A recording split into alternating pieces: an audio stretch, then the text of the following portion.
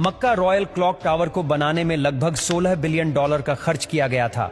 Saudi king Abdul अजीज royal clock tower पर दुनिया का सबसे बड़ा घड़ियाल लगाना चाहते थे, जिसके ऊपर लगा होगा एक बहुत बड़ा हीरा और सबसे टॉप पर एक गोल्ड प्लेटेड क्रिसेंट। पूरा स्ट्रक्चर बनकर कंप्लीट हो चुका था। अब बारी थी इस स्ट्रक्चर के ऊपर दुनिया की सबसे बड़ी घड़ी बनाने की। इस काम को अंजाम देने के लिए जर्मनी की पैरेट नामी कंपनी को सिलेक्ट किया गया, जिनको इस काम में 165 सालों का एक्सपीरियंस था। इन सब में सबसे बड़ा चैलेंज इस घड़ियाल के कांटे थे। इनको ऐसे डिजाइन करना था कि ये तेज हवा में उखड़ ना पाए।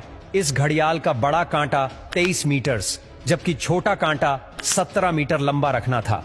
यूं समझ ले कि बड़े कांटे को अगर सीधा खड़ा किया जाए तो ये ऊंचाई में 5 स्टोरी बिल्डिंग का मुकाबला कर सकता है।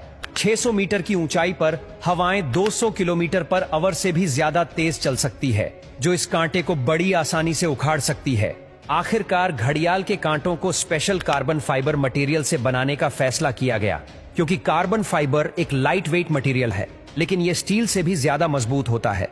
स्टील की कंप्रेशन स्ट्रेंथ यानी दबाव बर्दाश्त करने की ताकत ज्यादा होती है और वो प्रेशर पड़ने पर मुड़ सकता है, लेकिन कार्बन फाइबर प्रेशर पड़ने पर मुड़ता नहीं है।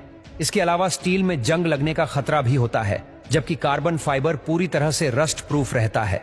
मक्का क्लॉक टावर के लिए 4 नहीं बल्कि 5 कांटों के सेट बनवाए गए और एक स्पेयर में भी बनवा कर रखा गया। एक एक ट्रेलर में सिर्फ एक कांटा लाद कर इसे मक्का क्लॉक टावर तक पहुंचाया गया। ये कांटे इतने बड़े हैं कि इसके अंदर आसानी से चला भी जा सकता है। क्लॉक टावर के चारों घड़ियाल को चलाने के लिए अलग अलग मोटर है, जिसे क्लॉक ड्राइव कहा जाता है, लेकिन यहाँ पर भी एक एक्स्ट्रा क्लॉक ड्राइव पहले से क्लॉक टावर में इंस्टॉल की गई है, ताकि कभी खराबी की सूरत में फौरन रिप्लेस किया जा सके। इस घड़ियाल में एक मेंटेनेंस स्विच भी लगाया गया है, जिसे दबाते ही कांटे बिल्कुल सीधे हो जाते हैं और मेंटेनेंस वर्कर्स इसके अंदर जा सकते हैं। इस घड़ियाल के रंग को सिलेक्ट करने के लिए भी काफी सारी रिसर्च की गई। रिसर्च करने के बाद ग्रीन कलर की LED लाइट सिलेक्ट की गई। ग्रीन कलर इसीलिए सिलेक्ट किया गया क्योंकि ग्रीन कलर में 8 किलोमीटर दूर से देखने पर भी टाइम सही से नजर आता था। इस क्लॉक टावर पर हैरतअंगेज तौर पर टोटल 20 लाख LED लाइट्स लगी है।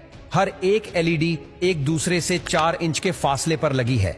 इन 20 लाख LED को भी स्पेशली मक्का के गर्म मौसम को नजर में रखते हुए बनाया गया, जिसमें 1 साल से भी ज्यादा का वक्त लगा। अब बारी थी मक्का क्लॉक टावर के सबसे मुश्किल लेकिन खूबसूरत पार्ट को बनाने की। बिल्डिंग के टॉप पर एक क्रिसेंट लगाना था। ये क्रिसेंट 75 फीट ऊंचा और इतना ही ज्यादा चौड़ा भी है।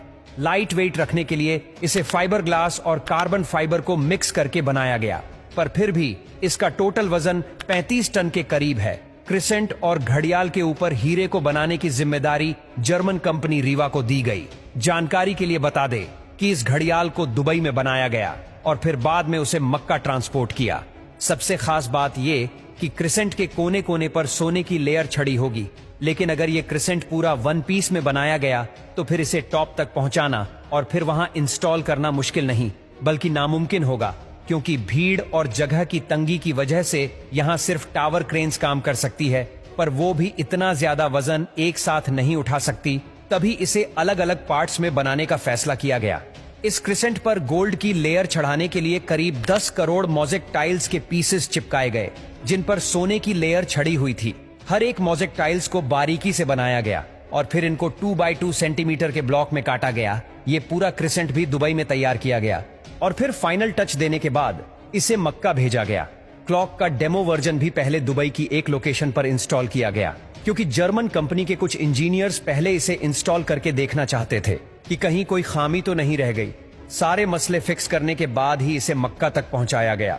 600 मीटर की ऊंचाई पर क्रिसेंट की इंस्टॉलेशन भी एक बहुत बड़ा चैलेंज था, क्योंकि इतनी ज्यादा ऊंचाई पर टावर क्रेन्स इतना ज्यादा लोड नहीं उठा सकती। इस क्रिसेंट को 4 अलग अलग हिस्सों में ऊपर खींचा गया और एक हिस्से का वजन करीब 4 टन था।